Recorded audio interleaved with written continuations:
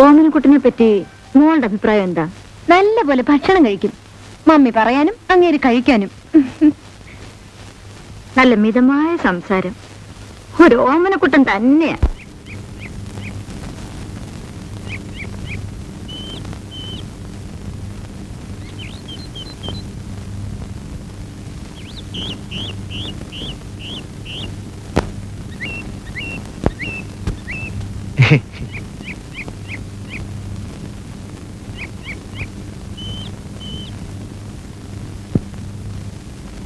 എടാ രായപ്പാ, ഒന്ന് എഴുന്നേറ്റേ. എന്താ അമ്മേ? എടാ, ചാക്കോ ഒരു ടിഫിൻ കാരിയരുമായി പോകുന്നത് കണ്ടു. അവൻ ആർക്കായി ചോറ് കൊണ്ടുപോകുന്നു? നമുക്കെന്താ? അങ്ങനെ അല്ല മോനെ, അത് ഒന്ന് എഴുന്നേറ്റ്, ഞാൻ പറയാം. നമ്മളിതൊന്നും അറിഞ്ഞിരിക്കണ്ടേ? എന്തിന്? നീ ഒന്ന് പോയി അന്വേഷിച്ചിട്ട് വന്നേ. ഈ അമ്മ ഒരിടത്ത് കിടക്കാൻ വലിയ അയ്യോ അയ്യോ എന്നെ തല്ലല്ലേ, അയ്യോ അയ്യോ എന്നെ തല്ലല്ലേ, അയ്യോ അയ്യോ അയ്യോ അയ്യോ അയ്യോ എന്നെ തല്ലല്ലേ, അയ്യോ. എടാ, നിന്നെ തല്ലാനല്ലടാ വിളിച്ചത്. നീ എന്തിനാ ഓടിയത്? പിന്നാലെ ഓടുന്ന കണ്ടപ്പോ എനിക്ക് തോന്നി പഴയ വല്ല കണക്കും തീർക്കാനാണെന്ന്.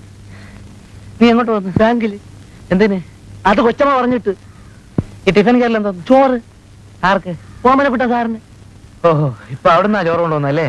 ഓമനക്കുട്ടൻ സാറിന് എന്നും ചോറ് അവിടെ നിന്ന് കൊണ്ട് കൊടുക്കണമെന്ന് കൊച്ചമ്മ പറഞ്ഞിട്ടുണ്ട്. അത് ശരി, നീ ചെല്ലേ. ഓ രാജപ്പണ്ണ, കൊച്ചമ്മയ്ക്ക് സുഖമല്ലേ? എന്റെ അന്വേഷണം എന്ന് പറഞ്ഞേക്കണേ.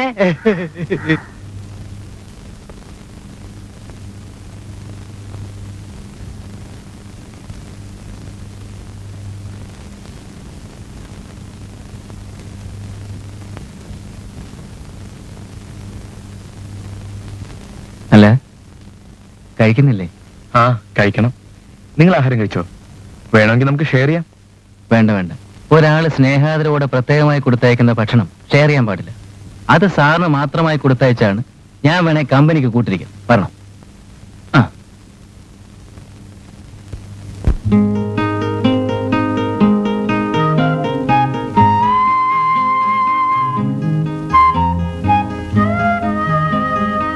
ചാക്കോ, എങ്ങനെയുണ്ട് ആള്?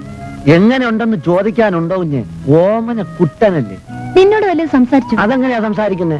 ബാക്കിയകത്ത് ആഹാരം വെച്ചോണ്ട് സംസാരിച്ചാൽ ഇടത്തണ്ടേ കുടുങ്ങുമെന്ന് അങ്ങേർക്ക് അറിയാമെന്ന് തോന്നുന്നു.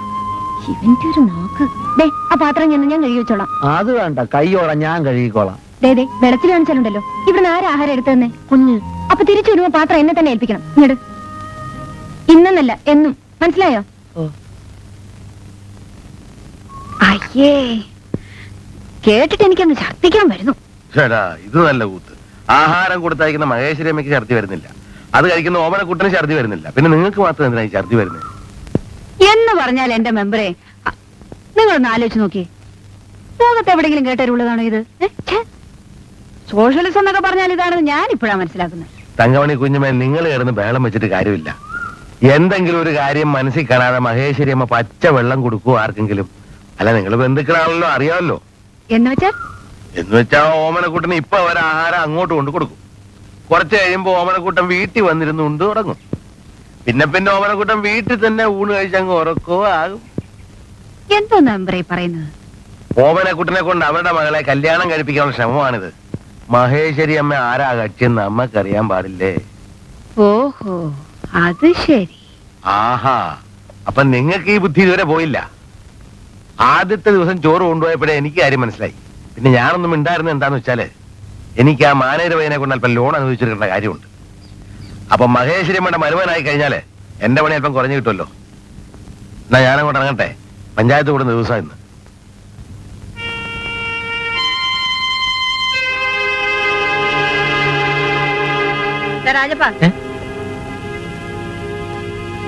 എന്താ അമ്മേ? നീ ആ ബാങ്കിലോട്ട് ചെന്ന് മാനേജരോട് നാളെ ഇങ്ങോട്ടൊന്ന് വരാൻ പറ. എന്ന് പറഞ്ഞാൽ അയാളെങ്കിൽ വരുമോ? ആ, ബാങ്കിലിട്ടിരിക്കുന്ന എന്റെ കാശിനെ പറ്റി സംസാരിക്കാനാണെന്ന് പറഞ്ഞാൽ മതി. എന്നാലും ആ കാശിന്റെ കാര്യം എന്റെ അടുത്ത് പറയരുത്.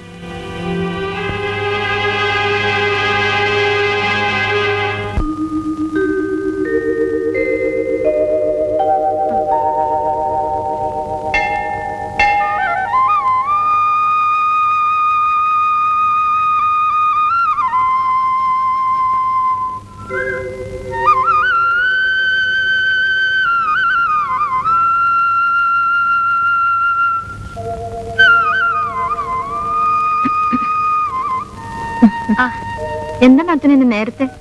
ഞാൻ ഈയിടെ അതിരാവിലെ ഇങ്ങ് പോരും. അല്പം കൂടെ വൈകിയാൽ പിന്നെ പരദൂഷണം പറയുന്ന പെണ്ണുങ്ങളുടെ ബഹളം. ആ സമാജത്തിന്റെ പേരിൽ ഒരു കോഴി വളർത്തൽ കേന്ദ്രം തുടങ്ങണമെന്ന് വിചാരിച്ചിരിക്കുക. എന്റെ പൊന്നിനാത്തന്നെ ഒരു കോഴിമുട്ടയ്ക്ക് 60 പൈസയാ. നേരെ ചൊവ്വേ നടത്താന്നുണ്ടെങ്കിലേ സമാജത്തിന് തന്നെ നല്ലൊരു വരവായിരിക്കും.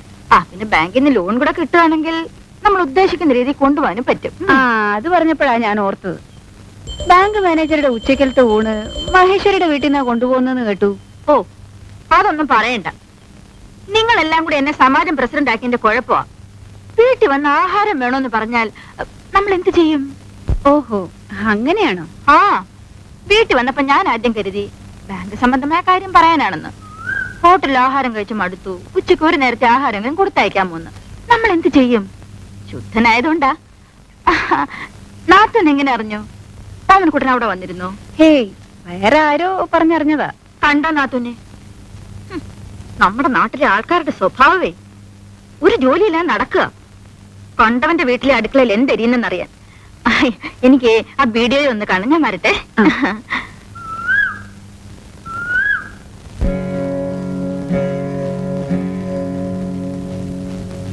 എടി നിനക്ക് നേരം വെളുത്ത വൈകുന്നേരം വരെ ഇതേ ഉള്ള പണി.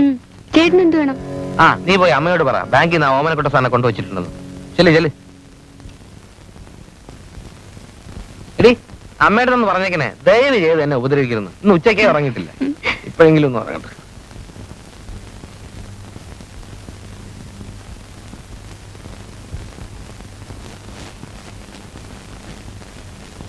നമസ്കാരം. ഇരിക്കൂ. നമ്മളന്ന് എല്ലാരും കൂടെ ഒത്തിരുന്നപ്പോൾ ഒന്ന് പരിചയപ്പെട്ടതാ. പിന്നെ പരിചയപ്പെടാനുള്ള അവസരവും കിട്ടിയില്ലല്ലോ. ഓരോരുത്തരായി പരിചയപ്പെട്ടുകൊണ്ടിരിക്കുകയാണ്. സാവകാശം മതി. ഞാൻ ഒരു കാര്യത്തിലും ധൃതി കാണിക്കാറില്ല. ഉള്ള സമയം വീട്ടിലിരിക്കും, കുട്ടികളുടെ കാര്യം നോക്കുകയും ചെയ്യാന്നുള്ളതാണ് കൂടുതൽ സന്തോഷം.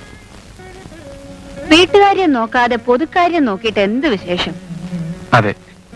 അല്ല, മഹേശ്വരിയുടെ വീട്ടിൽ നിന്നാണോ ഉച്ചയ്ക്ക് ആഹാരം? ഞാൻ വേണ്ടാന്ന് ആവുന്നത്ര പറഞ്ഞതാ. ഒരേ നിർബന്ധം.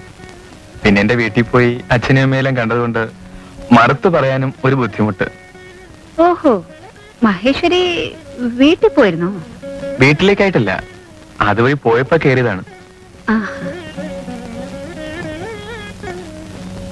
ആരാ വീണ വായിക്കുന്നത്? എന്റെ മകളാ. എന്താ? എന്റെ അമ്മ വീണ വായിക്കുമായിരുന്നു. കുട്ടിക്കാലത്ത് ഞാൻ പാടും, അമ്മ വീണ വായിക്കും. പെട്ടെന്ന് ഞാൻ അതാണ് ഓർത്തുപോയത്. അതിനെന്താ, ഇതും സ്വന്തം വീടായി കരുതിക്കോളൂ. എപ്പ വേണമെങ്കി വരാം. ക്ഷണത്തിന്റെ ആവശ്യമൊന്നുമില്ല. വല്ലപ്പോഴും കഞ്ഞിയും പയറും കഴിക്കണമെന്ന് തോന്നിയാൽ ഇങ്ങോട്ട് വന്നാ മതി.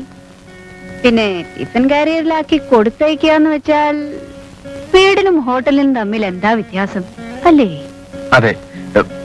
അല്ല, ഇതേതായാലും കുറച്ച് കടന്ന കൈ തന്നെ. ഇങ്ങനെയാണ് തറവാടിത്തം കാണിക്കുന്നത്. വീട്ടിലിരുന്നോണ്ട് ബാങ്ക് മാനേജരോട് അങ്ങോട്ട് വരാൻ പറയാ എന്ന് വെച്ചാൽ എല്ലാത്തിനും മര്യാദ വേണ്ടേ ഓമനക്കുട്ട? അല്ല, ഞാൻ ഓർത്തത് അവരും ബാങ്കുമായി ബന്ധമുള്ള ഒരു സ്ത്രീയാണല്ലോ. പോകരുത്. ദേ, ഈ വീട്ടിൽ ഓമനക്കുട്ടൻ എങ്ങനെ വേണമെങ്കിലും സഹകരിക്കാം. ഞങ്ങൾക്ക് മുഖം മൂടിയൊന്നുമില്ല. മറ്റത് അതല്ല, അഹംഭാവം. കസേര കുത്തിയിരുന്ന് ബാങ്ക് മാനേജരെ വീട്ടിൽ വരുത്തുന്നതേ ആ 3.5 ലക്ഷത്തിന്റെ മുഷ്ക. ബാങ്കിൽ നിന്ന് വിളിച്ചു വരുത്തിയപ്പോ ഞാൻ കരുതി എന്തെങ്കിലും അത്യാവശ്യം കാണുമെന്ന്. എന്താ ഇത് അത്യാവശ്യമല്ലേ? ദേ, അമ്മ എന്നെയാണ് ഏൽപ്പിച്ചിരിക്കുന്നത്. എന്നാ ഞാൻ ഇറങ്ങട്ടെ.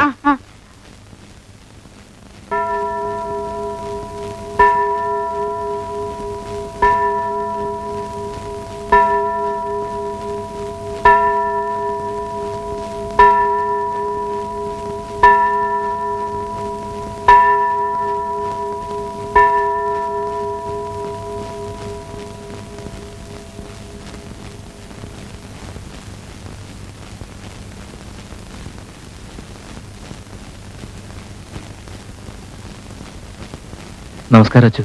നമസ്കാരം. അച്ഛൻ എന്തിനാണാവോ എന്നെ അന്വേഷിച്ചെന്ന് പറഞ്ഞു? ജോയി, ഈ കുഞ്ഞുങ്ങൾ താമസിക്കുന്ന അനാഥാലയം പള്ളിയുടെ വകയല്ല. ജോയിക്കറിയാമല്ലോ, പഞ്ചായത്തിന്റെ വകയാണ്. നാട്ടുകാരുടെ അംഗീകാരം കിട്ടാൻ വേണ്ടി പള്ളിയോട് ചേർത്ത് വെച്ചിരിക്കുന്നേ ഉള്ളൂ. ഒരു നല്ല കാര്യമാണല്ലോ എന്ന് കരുതി ഞാൻ അംഗീകാരവും വാങ്ങിക്കൊടുത്തു. പക്ഷേ ഈ അനാഥാലയത്തിന് നന്മ വരുന്ന ഒരു കാര്യവും ഭാർഗവമുള്ള ഇതുവരെ ചെയ്തിട്ടില്ല. മാത്രവുമല്ല ഈ കുഞ്ഞുങ്ങളുടെ പേരിൽ അങ്ങനെ ഇതൊരു കച്ചവടമാക്കി വെച്ചിരിക്കുക. എങ്ങനെ? കഴിഞ്ഞ വർഷം ഈ അനാഥാലയത്തിന്റെ പേരിൽ ഒരു സ്മോൾ സ്കെയിൽ ഇൻഡസ്ട്രി തുടങ്ങണമെന്നും പറഞ്ഞ് ബാങ്കിൽ നിന്ന് ലോൺ മേടിച്ച കാര്യം ഓർമ്മയുണ്ടല്ലോ. അതെ, ഒരു 10,000 രൂപ ബാങ്കിൽ നിന്ന് ലോൺ കൊടുത്തിട്ടുണ്ടല്ലോ. എന്നാൽ ആ ലോൺ ഒന്നും ഈ അനാഥാലയത്തിന് വേണ്ടി ചെലവഴിച്ചിട്ടില്ല. കുട്ടികൾക്ക് നല്ല വസ്ത്രമില്ല, അവരെ പഠിപ്പിക്കാൻ മാർഗമില്ല. ബാങ്കിൽ പുതിയ മാനേജർ വന്നേ പിന്നെ വീണ്ടും ഈ വക ഇനങ്ങളിൽ ലോൺ വാങ്ങാൻ ഭാർഗവൻ പിള്ള ശ്രമിക്കുന്നതായിട്ട് കേട്ടു. അങ്ങനെ വരികയാണെങ്കിൽ കൊടുക്കരുതെന്ന് ജോയി മാനേജരെ പറഞ്ഞൊന്ന് മനസ്സിലാക്കണം. ഞാൻ ചെയ്യാച്ചു. കുട്ടികൾ